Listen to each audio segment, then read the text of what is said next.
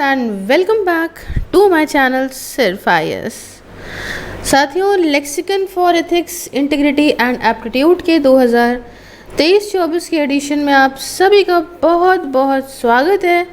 मैं प्रसन्ना वर्मा आज आपके लिए लेकर आई हूँ इसका चैप्टर 10, जिसका नाम है conflict of interest and conflict in administration, इसका पार्ट 2।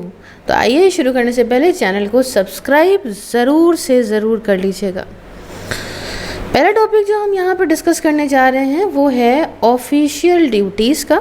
समझते हैं इसके अंदर चीज़ें क्या आती हैं।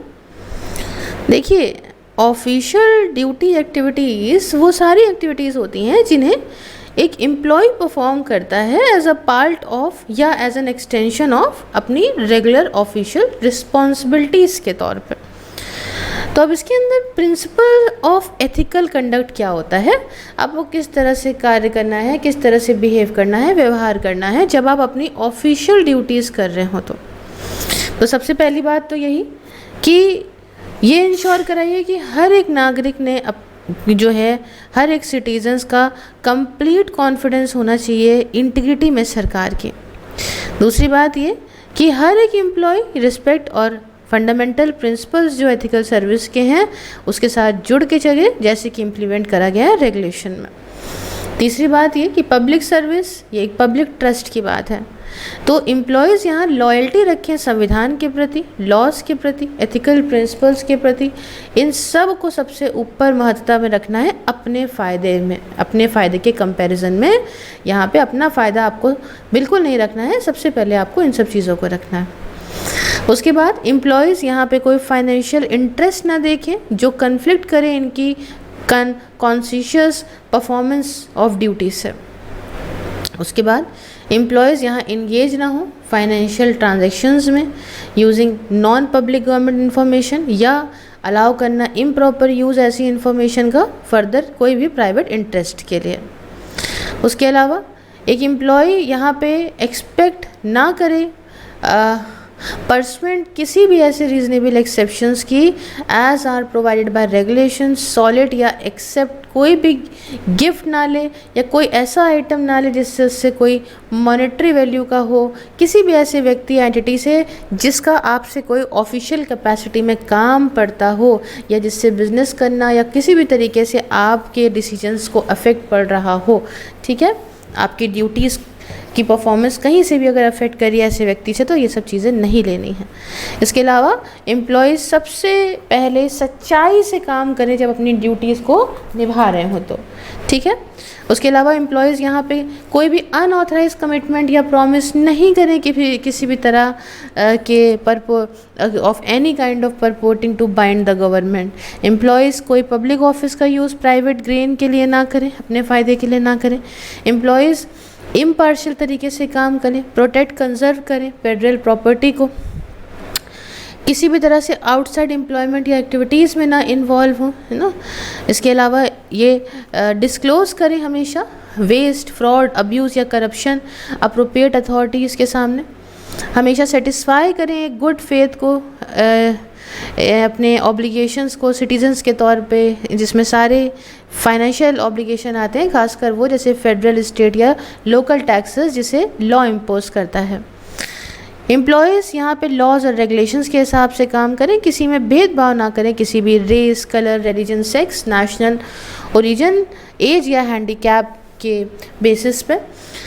एम्प्लॉयज़ यहाँ ऐसे एक्शंस करने से बचें जिससे लॉ वायलेट होता हो या एथिकल स्टैंडर्ड वायलेट होते हों। एम्प्लॉयज़ ये एक्सपेक्ट करे जाते हैं कि वो काम करें एक दूसरे के साथ मिल के। बहुत सारी पॉलिसीज़ जो एजेंसी लेवल पे होती हैं वो रोकती हैं हरासमेंट को, तो हरासमेंट रुके। सेक्सुअल हरासमेंट, करप्शन, वायलेशंस जो कॉमन पर्सनल पॉलिसीज़ का है, ये सब प्रॉपर तरीके से हो, मिल के इसके प्रति काम करना चाहिए।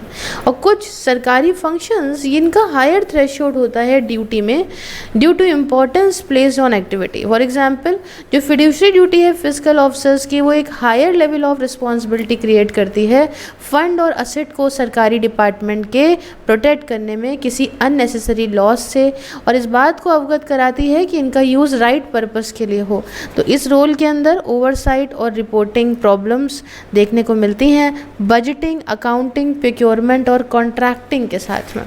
इसके अलावा मैनेजर्स जो रिस्पॉन्सिबिलिटीज़ लेते हैं वो प्रॉपर उनकी ड्यूटी है कि वो मैनेज करें अपने स्टाफ को, अपने एक्शंस बढ़िया से करें कि आउटपुट बढ़िया निकले। ठीक है, तो हर एक सरकारी एम्प्लॉय कहा जाता है कि ऑनेस्टी, इंटीग्रिटी, इम्पार्शियलिटी मेंटेन रखे ऑफ प्रोग्राम्स। और जो इम्पार्शियलिटी है पर्टिकुलर बहुत ही हार्ड चैलेंज होता है, क्योंकि होता क्या है कि आप अपने फ़ायदे के लिए कभी कभी सोचते हो कि मेरा तो फ़ायदा हो रहा है ना, तो सामने वाले का काम करा देते हैं, बाकी को छोड़ो, जनता से हमारा कौन सा पर्सनल रिलेशन है। तो इसको आपको ध्यान रखना है, बहुत ऐसी सिचुएशन को अवॉइड करना है। मैंने आपको सारी चीज़ें यहाँ बता रही हैं। ठीक है, तो जब पर्सनल इंटरेस्ट या पब्लिक इंटरेस्ट की बात आती है, इन से चीज़ों को समझ चुके हैं हम, लेकिन उसमें जाने से पहले ये इम्पॉर्टेंट है हमें ये जानना कि एक्चुअली में इंटरेस्ट क्या होता है ना। तो इंटरेस्ट का मतलब समझते हैं, मतलब अब हम आपको बता चुके हैं पब्लिक इंटरेस्ट, हालांकि और अच्छे से बताएंगे अभी, लेकिन फ़िलहाल हम आपको बहुत अच्छे से कुछ लास्ट पार्ट्स में समझा चुके हैं। अब यहाँ पे मेन कहानी शुरू होती है, the virtue of selflessness, the objectivist ethics. क्या है, गौर से कहानी की तरह समझिएगा। देखिए, जो इंटरेस्ट की बात करी मैंने, है ना, तो जो इंटरेस्ट है ये बहुत ही समझ ना आने वाली चीज़ है। इसमें आपको पूरी फील्ड एथिक्स की कवर हो जाएगी। इसके अंदर इश्यूज आते हैं कि इंसान की वैल्यूज़ के, उसकी इच्छाओं के, उसके गोल्स के, उसके एक्चुअल अचीवमेंट के इन रियलिटी। एक व्यक्ति का इंटरेस्ट डिपेंड करता है कि जो भी उसके उद्देश्य हैं जो वो चूज़ कर रहा है, इसके जो चॉइस है गोल्स की डिपेंड करती है उसकी इच्छाओं पे, मतलब उसके डिज़ायर पे, और उसके डिज़ायर्स जो होते हैं, इच्छाएं जो होती हैं, वो डिपेंड करती हैं उसकी वैल्यूज़ पे, है ना। एक रैशनल व्यक्ति जो है उसकी वैल्यूज़ डिपेंड किस पे करती हैं, उसकी वैल्यूज़ डिपेंड करती हैं उसके दिमाग के, उसके माइंड के जजमेंट पे। तो सब आपस में आप इंटर रिलेट देख रहे हो। तो डिज़ायर्स, जिसे हम लोग इच्छा, फीलिंग्स, इमोशंस, विशेस, विम्स कहते हैं, ये सिर्फ टूल्स नहीं होते कॉग्निशन के, हम जो सोच रहे हैं उसके। ये वैलिड स्टैंडर्ड ऑफ वैल्यू नहीं है, ना ही वैलिड क्रिएशन है किसी व्यक्ति के इंटरेस्ट के। एक मेयर फैक्ट ये है कि एक इंसान इच्छा उसी चीज़ की रखता है, ठीक है, इंसान जो है वो डिज़ायर करता है किसी ऐसी चीज़ की, does not constitute a proof. अगर मान लो कुछ इच्छा है मेरी, तो इसका मतलब ये नहीं हो गया कि हमारा जो डिज़ायर है वो अच्छा ही होगा, है ना, nor that its achievement is actually to his interest. ऐसा भी नहीं है कि हमने ये इच्छा मेरी पूरी हो गई तो मतलब मेरे फ़ायदे की चीज़ है, ऐसा नहीं है। तो क्लेम करने के लिए एक इंसान का इंटरेस्ट सेक्रीफाइस हो रहा है जहाँ पे भी एक डिज़ायर उसकी वो फ्रस्ट्रेट है, हो रही है, ठीक है, is to hold a subjectivist view of man's values and interest. अभी कभी क्या हो रहा है कि मतलब हम क्या कह रहे हैं, हम अपने मतलब को किनारे रख रहे हैं, है ना। तो हम ये सोच के चल रहे हैं कि हमारी इच्छा भी वहाँ पे सेक्रीफाइस हो रही है, हमारी इच्छा थी ये होने की, लेकिन अब मेरी इच्छा जो है वो अब मेरी नहीं पूरी हो रही है। इसका मतलब कि हम अपने इंटरेस्ट के बारे में काम नहीं कर रहे हैं। इसका मतलब कि to believe that it is proper, moral and possible for a man to achieve his means to achieve his goals regardless of whether they contradict the fact of reality or not। इसका मतलब to hold an irrational या mystical view of existence, है ना, which means to deserve no further consideration। तो ये तो अपनी इच्छाओं की मैंने आपको बताई बात, और अपनी मैन इंटरेस्ट और मैन से रिलेटेड ये पूरा सारी बातें मैंने आपको बताई, है ना। द वर्च्यू ऑफ सेल्फलेसनेस क्या है। अब इसमें पर एक पब्लिक इंटरेस्ट समझिए क्या होता है। देखिए, पब्लिक इंटरेस्ट का डिस्कशन पब्लिक एडमिनिस्ट्रेशन में जनरली कंसिडर होता है विद एफिशिएंसी और इकोनॉमी से। मेन आइडिया ये है कि to see that administration result oriented बने, प्रोडक्टिव बने। कैसे, अच्छा से अच्छा आप प्रोडक्ट दो, लेकिन कम से कम रिसोर्सेज का इसमें खर्चा हो, तब आप कम से कम रिसोर्सेज में आप इस काम को करो, ठीक है। तो alongside this efficient approach there has been a growing concern about what may broadly be called morality या ethics, जो हम कहते हैं पब्लिक एडमिनिस्ट्रेटिव गवर्नमेंट्स में, जिसका एक यूनिवर्सलिटिक कैरेक्टर होता है, एक जैसा होता है हर जगह पे, कि इसे आम जनता की अच्छाई के लिए काम करना है, कोई भेदभाव नहीं करना एक दूसरे इंसान के बीच में। और एफिशिएंसी सरकार के अंदर इसलिए मॉरल टोन है। ये इस बैकग्राउंड के अगेंस्ट है कि एक जनरल फंक्शनिंग फ्रेमवर्क जो है for the functioning of public administration जिस पे बनता है। तो कंसर्न जब आता है यहाँ पे पब्लिक इंटरेस्ट का पब्लिक एडमिनिस्ट्रेशन में, तो आप इसको बहुत वैरायटी ऑफ रीजंस से देख सकते हो। इंडीड जो मेंबर्स हैं ब्यूरोक्रेसी के, वो एक कॉन्स्टिट्यूट करते हैं एक पावर एलीट। इनके पास तो बहुत पावर है ना, इनका डिसीजन हो सकता है कि अपने मतलब के लिए सेल्फ इंटरेस्ट में हो, या मान लीजिए प्रेशर मिल रहा है किसी इंटरेस्ट ग्रुप से तो उनके पक्षपात ये करें। दूसरे केस में पब्लिक इंटरेस्ट में भी इन जियो पार्टी। एक दूसरा आर्ग्यूमेंट जो है वो ये है कि ब्यूरोक्रेसी एक माइंडलेस मशीन है जो हमारे डिसीजंस को टर्न करती है मैकेनिकली। अब रूल बाउंड एडमिनिस्ट्रेशन ये बहुत ही साफ और सुथरा लगता है, but it may not be able to serve the wider cause of public interest in public administration. Still एक दूसरा आर्ग्यूमेंट ये निकल के आता है हर्बर्ट साइमन्स के discussion on administrative decision making से।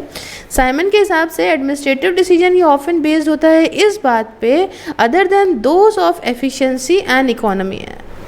सोशल और साइकोलॉजिकल फैक्टर्स जो हैं वो ग्रेटली इन्फ्लुएंस करते हैं वे डिसीजंस को जिसे लिया जाता है डिसीजन मेकर्स के द्वारा।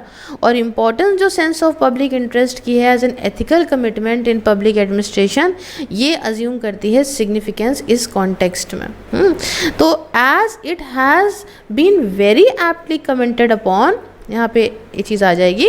देखो सबसे फ्रीक्वेंटली जो छुपा हुआ एजेंडा है in the deliberation of public servants ये है अफेक्ट सब्सटेंसिव या प्रोसीजनल डिसीजन का किसी पर्सनल लाइव्स पे या फॉर्चून पे उन डेलिब्रेशंस की, and yet very call to serve a large public option evoke a degree of selflessness and nobility on the part of public servant beyond the capacity of cynic to recognise और to believe. एक व्यक्ति के feet में fallow in the bog of self interest होता है अपनी मतलब, but उनकी जो आंखें हैं कान हैं एक व्यक्ति के, ये हो सकता है वो बार बार कहे कि नहीं भैया, हो सकता है पैर डगमगा जाएंगे तुम्हारे, लेकिन तुम्हारी इच्छा तुम्हारा दिमाग ये कहेगा, तुम्हें समझाएगा।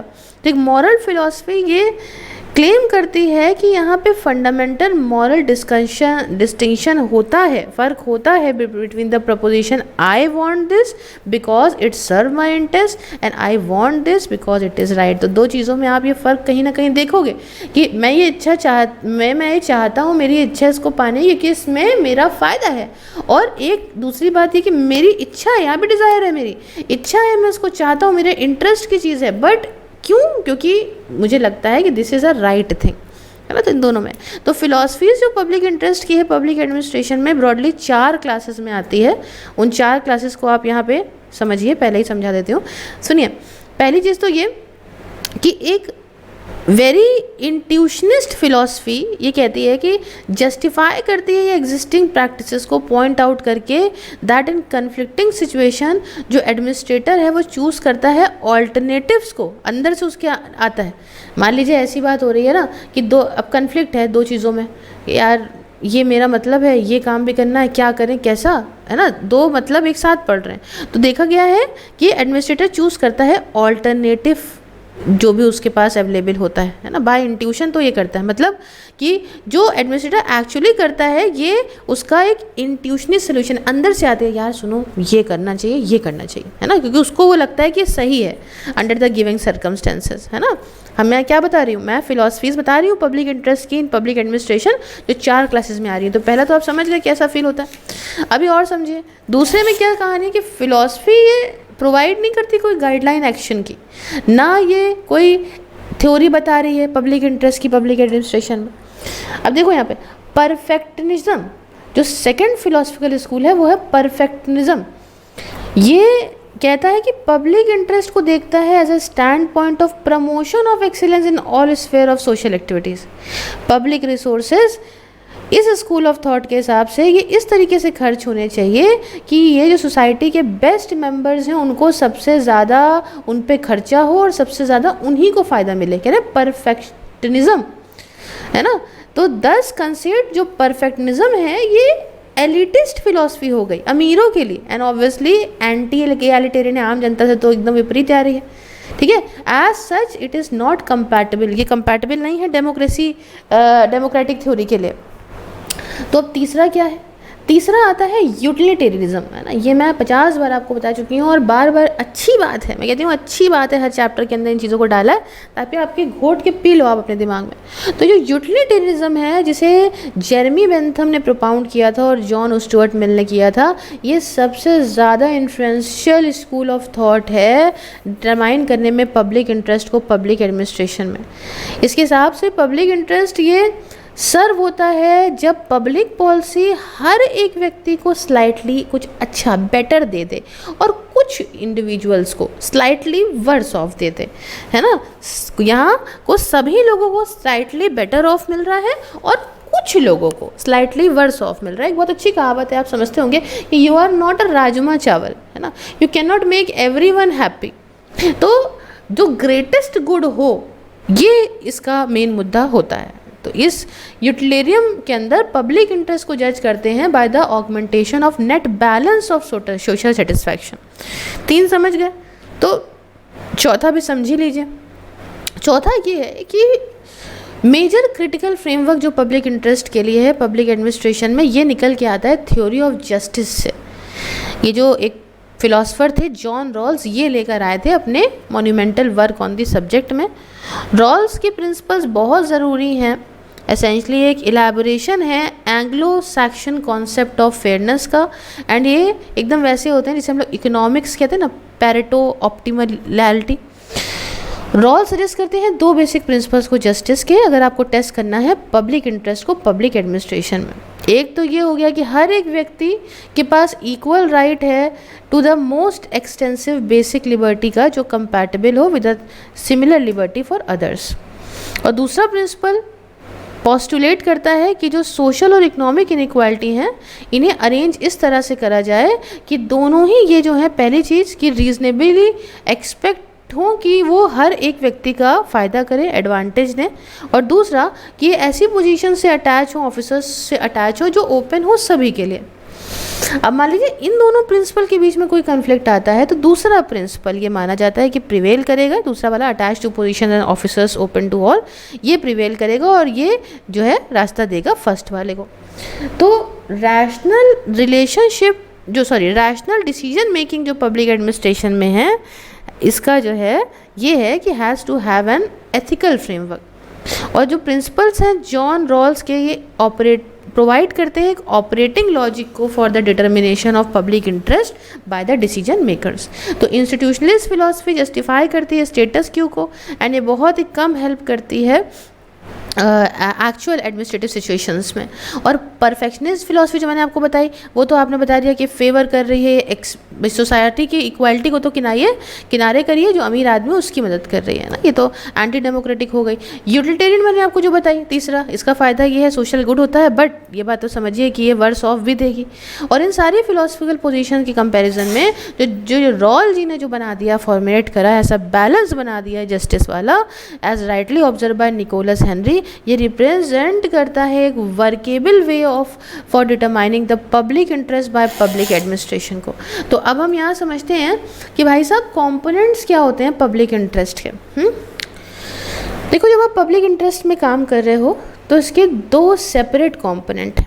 पहला है ऑब्जेक्टिव्स एंड आउटकम्स, जिसकी बात आती है कि जो ऑब्जेक्टिव और आउटकम है डिसीजन मेकिंग प्रोसेस के, वो मेन पब्लिक इंटरेस्ट में होने चाहिए। आपका उद्देश्य और आपके रिजल्ट जो भी निकल रहे हैं वो जनता के लिए ही, जनता के भले के लिए ही निकल रहे हैं। और दूसरा होता है प्रोसेस एंड प्रोसीजर। देखो, ये कि जो प्रोसेस आपने अडॉप्ट करा है जिसके माध्यम से आप काम करोगे, जो प्रोसीजर आप फॉलो करोगे डिसीजन मेकर्स एक्सरसाइज करने में अपने डिस्क्रिशनरी पावर्स को, ये पब्लिक इंटरेस्ट में ही होना चाहिए। जैसे आप जो लॉ चल रहा है, चाहे लेटर या स्पिरिट, दोनों ही लॉ के साथ कंप्लाई करिए, वो फंक्शंस करिए जो फेयरली और इम्पार्शियलिटी के साथ हो, विद इंटीग्रिटी और प्रोफेशनलिज्म होना चाहिए। कंप्लाई करिए प्रिंसिपल्स के साथ, प्रोसीजनल फेयरनेस हो, नेचुरल जस्टिस हो, एक्ट करिए रीजनेबली, इंश्योर करिए प्रॉपर अकाउंटेबिलिटी और ट्रांसपेरेंसी को, एक्सपोज करिए अगर करप्ट कंडक्ट होता है या सीरियस मैल एडमिनिस्ट्रेशन आप देख रहे हो, अवॉइड या प्रॉपरली मैनेज करिए ऐसी सिचुएशन को जहाँ पे प्राइवेट इंटरेस्ट कन्फ्लिक्ट कर रहे हैं या रीजनेबली परसीव्ड हो conflict with the impartial fulfilment of their official duties, act करिए ए पॉलिटिकली परफॉर्मेंस में उनकी ऑफिशियल फंक्शंस के लिए जो नॉट एप्लीकेबल हैं to the elected public officials. तो ये दोनों चीज़ें हैं कॉम्पोनेंट्स जो हम समझते हैं पब्लिक इंटरेस्ट के। अब बात आती है कि what is not in the public interest. एक ये भी तो सवाल है ना भाई, पब्लिक इंटरेस्ट में क्या चीज़ नहीं है ये भी जान लो।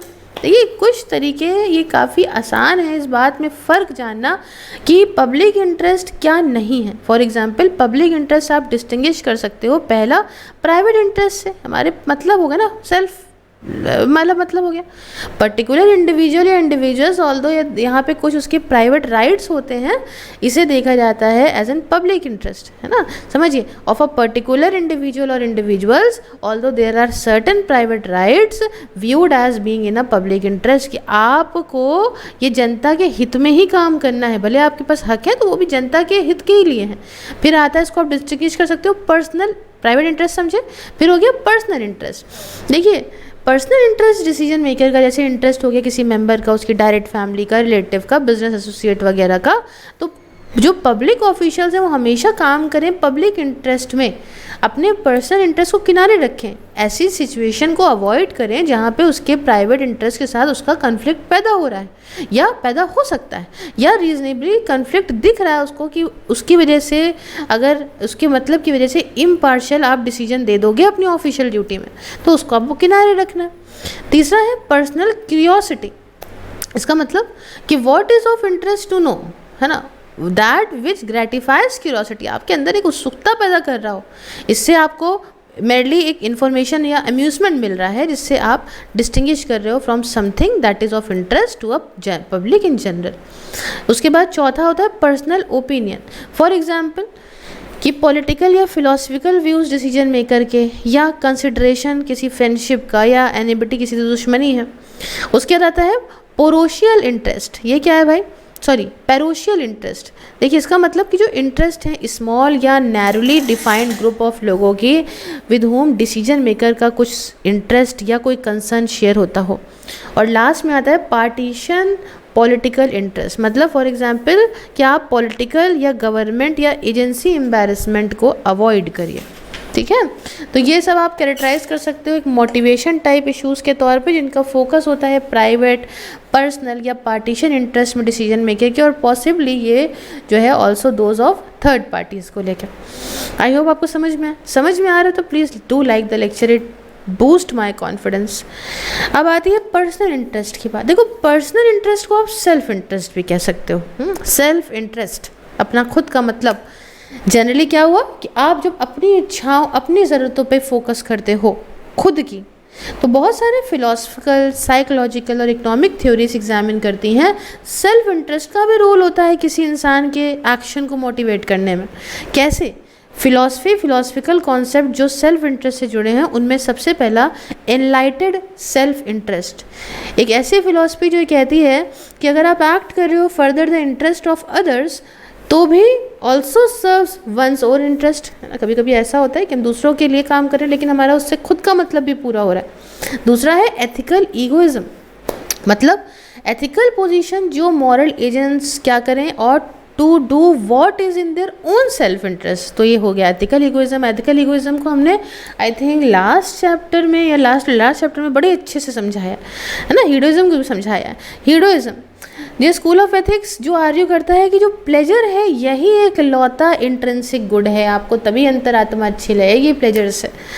उसके बाद एपिक्यूरियनिज्म, ये क्या है भाई साहब? ये है एक फिलॉसफी सिस्टम जो हीडोइज्म से रिलेटेड है। फिर आता है इंडिविजुअलिज्म, एक फिलॉसफी जो स्ट्रेस करती है वर्थ इंडिविजुअल के सेल्फ की। और रैशनल ईगोइज्म, एक पोजीशन दैट सारे रैशनल एक्शंस वो हैं जो करे जाते हैं खुद के सेल्फ इंटरेस्ट के लिए। तो एक जनरल चैलेंज, अगर लोगों को बढ़िया प्रॉपरली एक्ट करवाना है, what count as proper behaviour, ये क्या होगा, of course rather contentious matter है, ठीक है, कंटेंशियस मैटर है। हालांकि ये रीज़नेबल लगता है इस बात पे मानना कि जो ज़्यादातर basic level harming others is not proper behaviour, और ये आर्ग्यू भी किया जाता है कि पर्सनल इंटरेस्ट मोटिवेट करता है लोगों को कि वो बढ़िया तरीके से काम करें। तो ये स्टॉक आर्ग्यूमेंट जो कि बेस्ड है हॉब्स, लॉक और स्मिथ की फिलॉसफीज़ पे, वो ये है कि एक रैशनल इंसान रियलाइज़ करता है कि अगर बुरी तरह से बिहेव करा जा रहा है तो वो उसके पर्सनल इंटरेस्ट में नहीं होगा। क्यों? क्योंकि उसके जो कॉन्सिक्वेंसेस होंगे उसके ख़राब बिहेव करने के, वो नेगेटिव निकलेंगे। हम लोग क्या करते हैं भैया, बहुत जो है, अगर गलत तरह से बिहेव करोगे तो तुम समझ रहे ना इसका रिजल्ट अच्छा नहीं आएगा। हम लोग भी तो ऐसे ही करते हैं ना। तो नेचुरली एक इंसान जो होता है ना, उसको मानो गुस्सा आ गया, उसने बुरी तरह से बिहेव कर दिया, अगर उसको ऐसा लगता है कि वो ऐसी सिचुएशन को, कॉन्सिक्वेंसेस को अवॉइड कर सकता है, ठीक है ना, which is why it is rather important to make sure कि ये सारे कॉन्सिक्वेंसेस ये डिफ़िकल्ट हैं अवॉइड करना। In addition to this concern, यहाँ पे ऑल्सो और भी कंसर्न्स हैं पर्सनल इंटरेस्ट या सेल्फ इंटरेस्ट को लेके, वो भी एज रेगुलेटिंग फैक्टर होते हैं बैड बिहेवियर के। तो पहला तो ये होता है कि सेल्फ इंटरेस्ट के लिए, अगर इस सेल्फ इंटरेस्ट एक रेगुलेटिंग फैक्टर बन रहा है, मतलब आपके डिसीजन को किसी भी तरह से रेगुलेट कर रहा है, तो एक इंसान का सेल्फ इंटरेस्ट वो होता क्या है कि उसके कोइंसाइड करने लगता है विद एक्टिंग करेक्टली, सही से जो है काम करने को लेके। अगर एक इंसान का सेल्फ इंटरेस्ट जो ये मानता है कि मेरे मतलब में काम है, वो अगेंस्ट जा रहा है एक्टिंग करेक्टली से, कि मतलब सही काम अगर कर रहे हो तो मेरा मतलब पूरा हो रहा है, ये तो सही बात है, कोई दिक्कत नहीं, लेकिन अब हम काम गलत करेंगे तब मेरा काम पूरा होगा, तो समझ लो कि वो गलत राह पे जा रहा है ना। एक बात समझिए कि एक ही तो बात है कि हमारे को भैया पैसा कमाना है, हाँ, तो पैसा कमाना है तो हमने क्या करा कि भाई सिंपली नौकरी करी और बिजनेस करा, एक नंबर में पैसा कमाया, तो मतलब बढ़िया चीज़ है, हमारा मतलब पूरा हो रहा है और हम पैसा भी कमा रहे हैं। लेकिन अब हम पैसा कमाना और हम उसके लिए चोरी कर रहे हैं या हम जो है दूसरों से घूस खा रहे हैं, ब्राइब ले रहे हैं, तो फिर ये गलत चीज़ हो गई ना, तो ये तो गलत हो जाएगा। ठीक है, सरप्राइज होने वाली बात नहीं है। अलग अलग फिलोसफर ने कोशिश करी है आर्ग्यू करना कि what is truly in person self interest is to act correctly. अच्छा, वाइल यहाँ पे कुछ गुड आर्ग्यूमेंट्स भी, जैसे कि वो प्रेजेंट करे गए सोक्रेट्स वगैरह जैसे फिलोसफर्स के द्वारा, इनके व्यू के हिसाब से यहाँ पे अच्छे आर्ग्यूमेंट्स ये हैं that is not the case. Naturally from a purely practical stand point जो ट्रिक है वो है कि लोगों को ये मनवाना दैट उनका सेल्फ इंटरेस्ट वो कोइंसाइड करता है विद नॉट एक्टिंग बैडली। दूसरी बात ये कि इवन इफ अगर हम अज्यूम इस बात को कर भी लें कि ये एक इंसान का सेल्फ इंटरेस्ट है कि सही से करेक्ट तरीके से काम करिए, एंड इससे कोई मोटिवेट नहीं हो जाता है इंसान कि वो सही तरीके से काम करे जब तक के लिए एक इंसान ये जानेगा कि what is in her self interest. अब मेरे मतलब में ये काम है, हमें सही से काम करना चाहिए, तो हमें पता होना चाहिए कि अगर हम सही से ये काम करेंगे तो मेरे मतलब के लिए काम है, तो ये बात हमें पता होनी चाहिए कि मेरे मतलब के लिए काम है ना। While it is tempting to assume कि एक इंसान ऑटोमेटिकली जान जाता है कि what is in her self interest, है कि नहीं, तो this need not to be the case. अब हर चीज़ में एक कन्फ्यूजन, हर चीज़ का एक सवाल उठ रहा है। आफ्टर ऑल एक इंसान जो है वो सोचता है ना कि ये चीज़ हमारे लिए बेस्ट इंटरेस्ट में आ रही है, ठीक है ना, येट इसके लिए तब भी वो जो है वो गलत सोच लेता है। तो एक इंसान जो है वो मिसलीड हो सकता है अपने इमोशंस से, इमोशन हावी होते हैं, कंफ्यूज या गलत होते हैं about the fact. To give about a few example. तीसरी बात क्या, देखिए इस दुनिया में हर चीज़ यूनिवर्सल नहीं है। हमारी हाथों की उंगलियां नहीं है, क्या सबकी हाथों की उंगलियां 5 हैं, किसी की 6 हैं, हाँ, तो भाई हर चीज़ हाथों की उंगलियां बराबर नहीं, हाँ, तो जब 5 उंगलियां बराबर नहीं है तो बहुत सारी चीज़ें हैं जो एक नज़रिए से अलग दिखती हैं, और अलग अलग लोगों के लिए अलग अलग एग्जाम्पल अलग है। हो सकता है मैं जिस चीज़ को अच्छा कहूँ उस चीज़ को आप गलत कह रहे हो। तो तीसरी बात यह है कि इवन अगर हम इस बात को अज्यूम भी कर लें कि एक इंसान जानता है कि उसके सेल्फ इंटरेस्ट में क्या है है ना। अब यहाँ पे बात आई ना कि अगर हम सही तभी काम करेंगे जब हमें पता होगा मेरे सेल्फ इंटरेस्ट में क्या है। तो अब हम जान गए कि मेरे सेल्फ इंटरेस्ट में क्या है, that it is in her self interest to act correctly. अब सही से काम करना है, यही मेरा सेल्फ इंटरेस्ट में है। तो there is still the question, अब भी सवाल उठता है कि वेदर ये इंसान सही राह पे जाना चाहेगा, है ना, सेल्फ इंटरेस्ट के साथ, या नहीं जाना चाहेगा। तो एक सिंपल एग्जांपल समझिए कि एक इंसान जानता है कि अगर हम अपने सेल्फ इंटरेस्ट के लिए काम करेंगे तो ठीक है, काम करना है हमको, बट हम यहाँ पे एक चीज़ के साथ जुड़ के नहीं रह सकते। रफली put a person might have knowledge but lack the will or motivation to act. अब इसको एक चलिए हम अपने ऊपर एग्जाम्पल लेके बताते हैं। हमें मालूम है कि भैया हम एक्सरसाइज करते हैं, हम दुबले हो जाते हैं, हमें डाइट करनी है, हमारे सेल्फ इंटरेस्ट में है, करेक्ट एक्शन भी लेना है, लेकिन हम नहीं ले पा रहे हैं, हमारा मन ही नहीं कर रहा है, हमको खाना अच्छा लग रहा है ना। तो अब ये इच्छा पे भी तो है ना। तो सेल्फ इंटरेस्ट एक रोल प्ले करता है एक इंसान के बिहेवियर को रेगुलेट करने में, जो provided that it is accord with correct behaviour. एक इंसान के पास नॉलेज है और वो काम भी करे उस नॉलेज के हिसाब से। अब मुझको मैं बड़ी बड़ी अच्छी अच्छी बातें कर लूँ लेकिन काम ना करूँ, ना जाने कितने सारे लोग हैं, आप उनको अच्छे से जानते होंगे कि दे वॉन्ट टू क्वालिफाई, है ना, UPSC, they want to get the government job, they know कि whether if they will study hard they will get the job, but नहीं कर रहे। हाँ, तो काम भी करें नॉलेज के साथ साथ एक्शन भी ले, तभी ज़रूरी है। सिर्फ और सिर्फ सेल्फ इंटरेस्ट के लिए एकदम से मोटिवेशन आ जाएगा, एकदम से बंदा एक्शन ले लेगा, ये ज़रूरी नहीं है। ठीक है ना। तो तीनों बातें समझे। अब आई ethics in private and public relation. Conflict in administration आ रहा है इसमें, चलो ये हम बाद में समझा देंगे, फिलहाल एक वो समझ लीजिएगा। Ethics in private and public relationship, ये मैं ऑलरेडी एक बार पीछे कवर कर चुकी हूँ, स्टिल आप फिर से समझ लीजिए। प्राइवेट रिलेशनशिप की जब हम बात करते हैं, जब हम सिविल सर्वेंट्स के रिलेशन में बात करें, तो प्राइवेट रिलेशनशिप मतलब क्या हुआ, शादी, फैमिली, दोस्ती। जो उसके पब्लिक रिलेशनशिप अलग है, जैसे कि रिलेशनशिप उसका मिनिस्टर के साथ है, लेजिस्लेचर के साथ है, ब्यूरोक्रेट्स के साथ में, या लोगों के साथ में। लाइक डॉक्टर का रिलेशनशिप उसके पेशेंट के साथ होता है। तो प्राइवेट रिलेशनशिप ज़्यादा इंटीमेट रिलेशनशिप होते हैं ना, आप घूम रहे हो, खा रहे हो, प्रोफेशनल तो रिलेशनशिप आपके हैं ही। इसकी क्वालिटी क्या है प्राइवेट रिलेशनशिप की, कि private relationship are often given or inherited. अब आपके माता पिता आपको मिले हैं, दादा दादी आपको मिले ही हैं, हाँ, चाचा चाची मौसी मौसा मिले ही हैं, और आप ये तो वही आपने दोस्ती उससे की, आप उससे करीब हो। रिलेटिवली परमानेंट होते हैं। अब हो सकता है कि पब्लिक रिलेशनशिप में आपको जिस मिनिस्टर के साथ जान पहचान है ना, जिससे आपका रिश्ता है आपके ऑफिशियल ड्यूटी के टाइम पे, हो सकता है आपका कहीं और ट्रांसफ़र हो तो उससे आपका रिश्ता ना रह जाए उस ऑफिशियल कैपेसिटी में। बट प्राइवेट क्या है, प्राइवेट पर जो पर्सनल है, वो प्राइवेट रिलेशनशिप जो है वो परमानेंट है। आपका दोस्त चाहे इंडिया के या विश्व के किसी भी कोने में रहे, वो आपका फ्रेंड है ना। तीसरी बात की ज़्यादा टॉलरेंस होता है इम्परफेक्शन के लिए। अब देखो ना, अगर आपका बच्चा कुछ उल्टा सीधा करेगा, सर पे चढ़ के नाचने लगेगा, तो आप कहोगे अरे बच्चा है, मेरा बच्चा है, कोई बात नहीं, है ना। लेकिन अभी कोई और ऐसा काम करेगा तो आप इसको इग्नोर नहीं कर पाओगे। ये चीज़ें तो लॉयल्टी का, लव का, अफेक्शन का एक दूसरे, अब आप अपने पार्टनर से, वाइफ हो, हस्बैंड हो, इस पर आप ये सब एक्सपेक्ट करते हो ना कि आपको प्यार करे, लॉयल रहे, अफेक्शन रहे। लेकिन क्या आप ये चीज़ अपने बॉस से सोचते हो क्या, हाँ, कि जाए तो जाते हक कर ले मुझे, ऐसा तो होगा ना। तो ये सब क्वालिटीज़ हैं कुछ। तो अब एथिक्स क्या होने चाहिए प्राइवेट रिलेशनशिप में, थोड़ा समझिए। ये जनरली डायरेक्टेड होते हैं इंडिविजुअल की वर्च्यूज से, यूनिवर्सल ह्यूमन वैल्यूज से, रिलीजन, सोशल नॉर्म्स और लॉ ऑफ लैंड से। इसलिए इसके अंदर लिमिटेड इन्फ्लुएंसिंग फैक्टर आप देखोगे।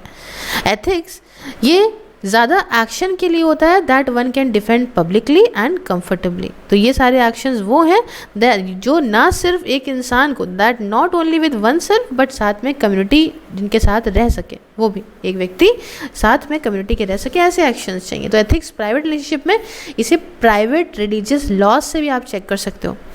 इंडिविजुअल का फैमिलियल और कम्युनिटी ऑब्लिगेशंस का, इसको देखिए कितने टाइम से लिखे गए हैं लॉ में, एंड सपोर्ट भी करे जाते हैं सीरियस सैंक्शन से, एशियन टाइम से आज के टाइम तक। इनहेरिटेंस, डिवोर्स, मैरिज, या दूसरे लॉज आप देखिए ना, सब लॉज हैं भारत के अंदर। मॉरल कोड्स के अलावा रिलीजियस इंस्टीट्यूशंस, कॉन्स्टिट्यूशनल प्रोविजंस, ये सब गवर्न करती हैं एथिकल इश्यूज़ को हमारे प्राइवेट रिलेशनशिप में।